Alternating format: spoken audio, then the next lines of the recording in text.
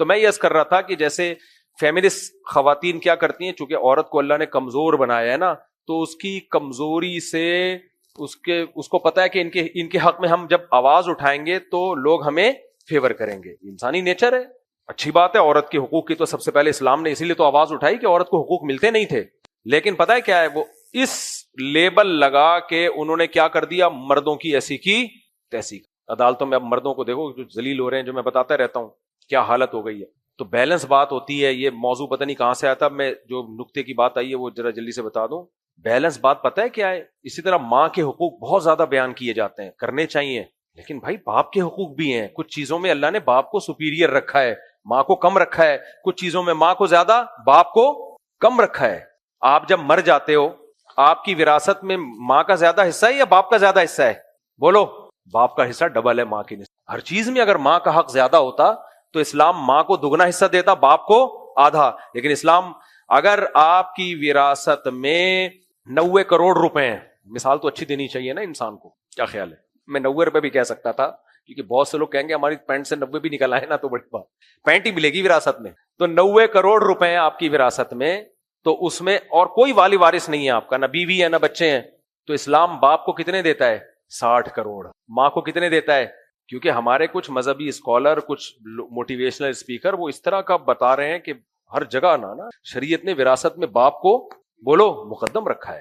ایک بات, نبی صلی اللہ علیہ وسلم سے صحابی نے پوچھا کہ یا رسول اللہ, من احق الناس بحسن خلقی, میرے اخلاق کا سب سے زیادہ حقدار کون ہے؟ کس سے میں سب سے زیادہ اچھے اخلاق سے بات کروں؟ تو ہمارے نبی نے کیا فرمایا؟ مشہور حدیث ہے, صحیح حدیث ہے, امک, سب سے زیادہ تمہارے اچھے اخلاق کا مستحق کون ہے؟ ماں. وہاں نبی نے باپ کا تذکرہ نہیں کیا. یہاں کس کو مقدم رکھا جا رہا ہے؟ ماں کو. پھر نبی نے ان صحابی نے دوبارہ پوچھا ثم من, یا رسول اللہ ماں کے بعد میرے اچھے اخلاق کا سب سے زیادہ مستحق کون ہے؟ آپ نے فرمایا امک. دوبارہ کون؟ ماں. پھر صحابی نے پوچھا ثم من, یا رسول اللہ تیسرے نمبر پہ, یعنی پھر سب سے زیادہ میرے اچھے اخلاق کا حقدار کون ہے؟ آپ نے فرمایا امک. تیسرے نمبر پہ بھی کون ہے؟ ماں. پھر صحابی نے پوچھا ثم من, پھر کون؟ آپ نے فرمایا باپ. تو اچھے اخلاق میں ماں کا حق باپ سے 3 گنا زیادہ. یہ بالکل, یہ ماں کو اللہ نے رائٹ دیا, یہ والا رائٹ باپ کو نہیں دیا. اس حدیث کا مطلب کیا ہے؟ جب آپ اچھے اخلاق سے بات کریں, میں اس کی آسان مثال سے سمجھاتا ہوں کہ آپ جب کسی سے اچھے اخلاق سے بات کرتے ہیں تو لوگ کہتے ہیں نا اپنے کلام میں شکر گھولو, میٹھا کلام کرو, یہ کہتے ہیں کہ نہیں کرتے؟ تو جتنی مٹھاس باپ کی سے بات کرتے ہوئے آپ کی زبان میں ہونی چاہیے, جب ماں سے بات کریں تو وہ مٹھاس 3 گنا زیادہ ہونی چاہیے. اتنے نرم لہجے میں ماں سے بات کرو, بالکل ایسے جیسے میٹھے بن جاؤ. آج کل تو ہے ہی نہیں نا, نہ ماں سے تمیز سے بات, نہ باپ سے تمیز سے بات. تو ایسے ماں سے نرم لہجے میں بات کرو, اور باپ سے بھی نرم لہجے میں. لیکن ماں سے جب بات کرو گے تو اپنے کلام میں 3 چمچے چینی گھولنی ہے. ابا سے بات کرو گے تو 1 چمچہ بھی چلے گا, چینی کا 1 چمچہ بھی چلے گا. اور گرل فرینڈ سے بات کرو گے تو زہر گھول کے بات کرو, اس سے اخلاق ہے ہی نہیں, اس میں اخلاق ہونے ہی نہیں چاہیے. یہ ہے گرل فرینڈ سے بات کرنے کا اسلامی طریقہ, ٹھیک ہے نا, بدتمیزی سے بات کرو اس. لیکن یہ حسن اخلاق میں ماں کا حق ہے, اطاعت میں نہیں ہے, اطاعت میں نہیں ہے. فقہا لکھتے ہیں کہ ماں اور باپ کی بات میں جب ٹکراؤ ہو, جب تک ٹکراؤ نہیں ہے تو ماں کی بھی مانو باپ کی بھی مانو. لیکن باپ ایک بات کا آرڈر کر رہا ہے, ماں اس کے اگینسٹ جا رہی ہے, پھر اطاعت میں کس کا حق زیادہ ہے؟ باپ کا حق زیادہ ہے. سمجھتے ہو کہ نہیں سمجھتے؟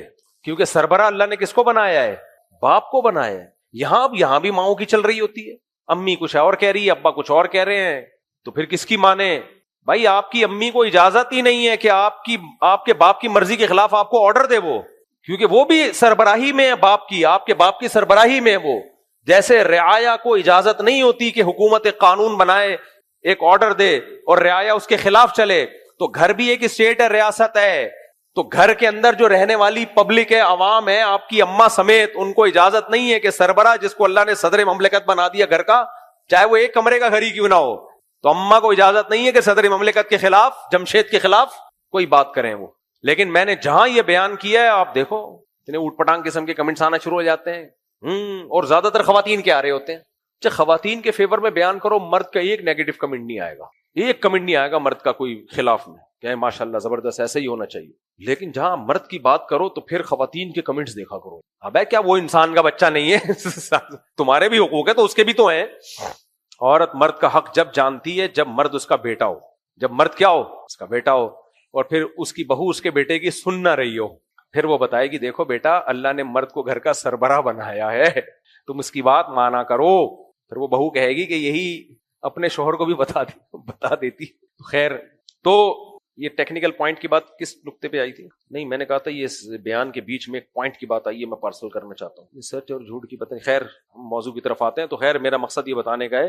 اسی طرح اور بھی کچھ چیزیں جس میں مرد کو اللہ نے سپیریئر رکھا ہے. اسی طرح تعظیم میں, رسپیکٹ دینے میں, ماں کو بھی رسپیکٹ دی جائے گی, باپ کو بھی دی جائے گی. لیکن اسلام میں, میرے اپنے بچے بیٹھے ہوئے, بعض دفعہ میرے فضائل چل رہے ہوتے ہیں, میرے بچوں کو پتہ ہی نہیں ہوتا. خیر, تعظیم میں یہاں تم کر سکتے ہیں نا, گھر میں یہ باتیں بالکل نہیں کرتا. آپ سمجھ رہے, میں مذاق کر رہا ہوں. گھر میں ہم بھی اسی طرح رہتے ہیں جیسے تمہاری 2 ٹکے کی اوقات ہے نا, ہماری بھی وہی ہے, سب کی ایک ہی جیسے. یہاں بیٹھ کے ہر آدمی کیا ہوتا ہے, شیر ہوتا ہے. تو تعظیم, رسپیکٹ سمجھتے ہو نا, کسی کو رسپیکٹ دینا, اس میں بھی ماں کو بھی رسپیکٹ دی جائے گی, باپ کو بھی. لیکن اسلام میں باپ کی رسپیکٹ ماں سے زیادہ ہے. تعظیم الگ چیز ہے, اخلاق الگ چیز ہے. نرم لہجے میں بات میں ماں کا حق زیادہ ہے, لیکن رسپیکٹ میں باپ کا حق ماں سے زیادہ ہے. کیوں زیادہ ہے؟ وہی سربراہ کو رسپیکٹ زیادہ دی جاتی ہے. سمجھتے ہو کہ نہیں سمجھتے؟ اسی طرح یاد رکھو, بچوں پہ جو ولایت حاصل ہے, کنٹرول ہے, ولایت سمجھتے ہو, تعلیم اور تربیت, اسی طرح ان کی شادی, خاص طور پہ بیٹی کی, تو اس میں بھی شریعت نے ماں کے بجائے ولی کس کو بنایا ہے؟ باپ کو. مثال کے طور پر ایک بچی ہے, اس کا نکاح باپ نے کر دیا ایک جگہ اور ماں نے کسی اور جگہ کر دیا, تو شریعت میں ویلڈ کس کا نکاح ہوگا؟ باپ کا کیا ہوا نکاح کو شریعت ویلڈ مانے گی. 3 ائمہ کے نزدیک تو, امام شافعی, امام مالک, امام احمد کے نزدیک تو باپ کی مرضی کے بغیر نکاح ہو ہی نہیں سکتا. چاہے لڑکی یعنی لڑکی خود سے جو نکاح کرے گی نا, باپ کی مرضی کے بغیر وہ منعقد ہی نہیں ہوگا, چاہے ماں راضی ہو. لیکن امام حنیفہ کے نزدیک لڑکی اگر بالغ ہے اور باپ کی مرضی کے بغیر نکاح کر لے تو وہ ہو جائے گا. لیکن اس میں بھی شرط کیا ہے کہ کفو میں کیا ہو, اپنے جوڑ میں کیا ہو, پیرالل, ہم پلہ. یہ بڑا اختلافی مسئلہ ہے, اہل حدیث اس میں بڑا اختلاف کرتے ہیں. امام حنیفہ نے قرآن حدیث کی مخالفت کی. اس میں دلائل امام حنیفہ کے بھاری ہیں. حدیث میں ہمیں ایسی مثالیں ملتی ہیں کہ خاتون نے نکاح کیا, ولی سے نہیں پوچھا انہوں نے, تو نبی نے ان کے نکاح کو مانا ہے. وہ کہ اس کو سوسائٹی میں پروموٹ نہیں کرنا چاہیے, لڑکیوں کو لوگ بیوقوف بناتے ہیں. ہم پروموٹ اسی کو کرتے ہیں کہ ابا کی مرضی کے بغیر نکاح مت کیا کرو. لیکن اس پر تو احناف کا بھی فتویٰ ہے کہ اگر لڑکی نے غیر کفو میں نکاح کر لیا, کفو کہتے ہیں جو اس سے کمتر, جوڑ کی شادی نہیں ہے, تو پھر نکاح منعقد نہیں ہو.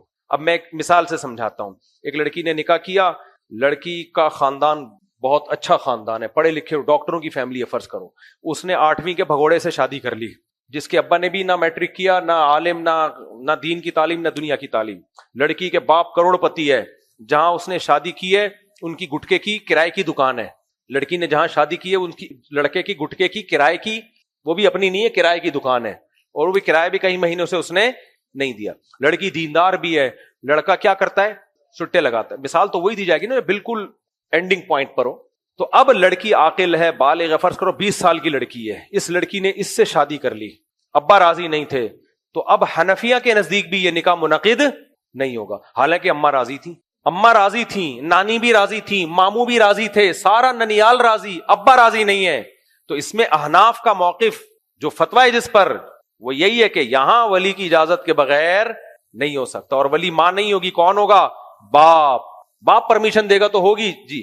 ہاں, معاملہ اس کے برعکس ہو پھر تو ہو جائے گا. یعنی لڑکی کے ابا کی گٹکے کی دکان ہے, یہی نا؟ نہیں, پھر بھی نہیں ہوگی. ہاں, معاملہ اس کے برعکس ہو, گٹکے کی دکان ہے لڑکے کی, کرائے کی.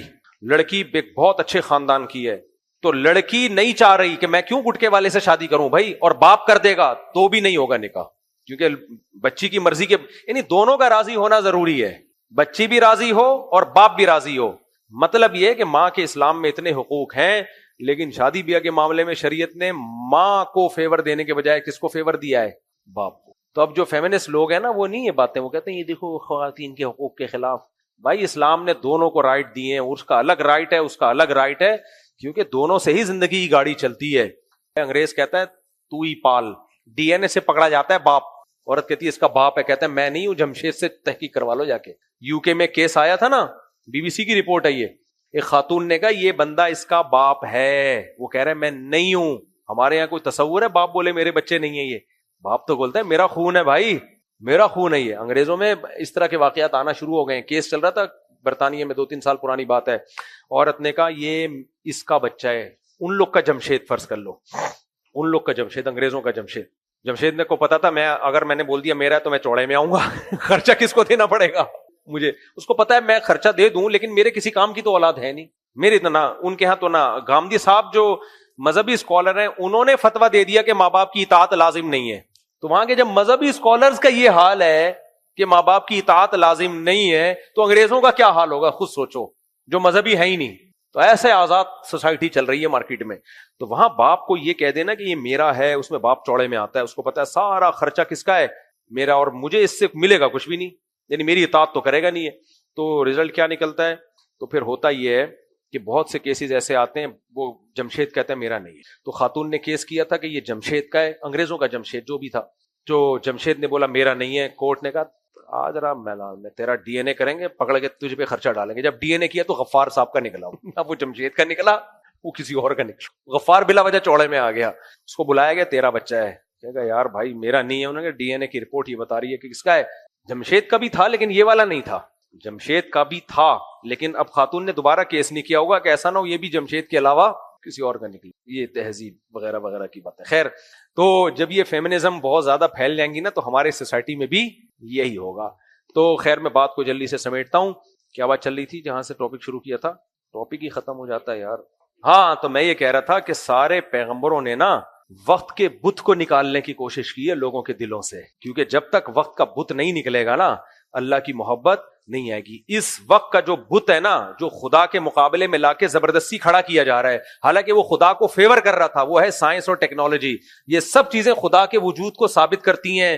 عقل کے چشمے سے جب دیکھو تو اس سے اللہ کا قرب ملتا ہے. تبھی تو قرآن نے کتنی ساری مادی چیزوں کے حوالے دیے ہیں نا, کہ کائنات میں غور و فکر کرو. اس سے پتہ چلتا ہے کائنات میں غور و فکر کر کے انسان خدا سے دور نہیں ہوتا بلکہ خدا کے قریب ہوتا ہے. لیکن مادہ پرست لوگوں نے اسی کائنات میں غور و فکر کر کے اس کو خدا کے خلاف استعمال کرنا شروع کر دیا ہے. تو میرے بھائی جب تک اس بت کو ہم آپ کے دل سے نہیں نکالیں گے آپ کے دل میں اللہ کی محبت نہیں آئے گی. تو اس لیے میں یہ جو ہمارے دیسی لبرل لوگ ہیں نا, جو سائنس کے نام پہ ٹھش پش مارتے رہتے ہیں اور لوگوں کو علماء سے بدگمان کرتے ہیں اور مذہب سے بدگمان کرتے ہیں, میں اس لیے ان پہ اتنا زیادہ بولتا ہوں کہ یہ بت جب تک تمہارے دلوں سے نہیں نکلے گا اس وقت تک اسلام سمجھ میں نہیں آئے گا, نہ اسلام کی محبت ہوگی.